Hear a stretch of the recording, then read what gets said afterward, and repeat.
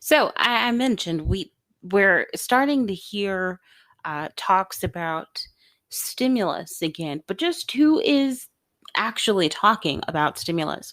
Well, period, point blank, it seems to be, if you listen, it seems to be that the Democrats are the ones who have kind of revived the conversation around stimulus. Specifically what they're reviving the conversation about, what they're talking about is, they're talking about how we need to get another round of economic impact payments directly to Americans, in the hands of individual Americans. An example of this is, again, I mentioned at the start of this episode that we had yesterday on the 22nd. We had the hearing that had our Treasury Secretary, Steve Mnuchin, and the Federal Reserve Chairman, Jerome Powell.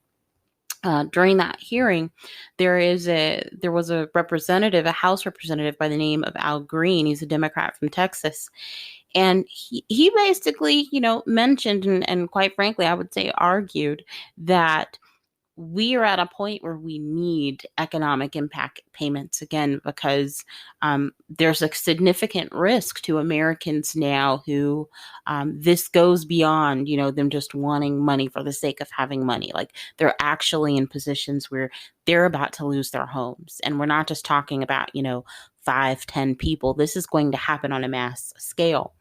And so that's just like one of the examples among, many others that we had seen if you were able to watch the hearing yesterday.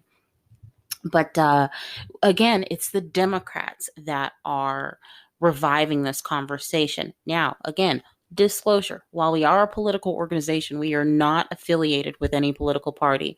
However, that does not mean that we will not point out in specific situations like this, when you do have specific political parties that are doing things that are in the best interest of the American people.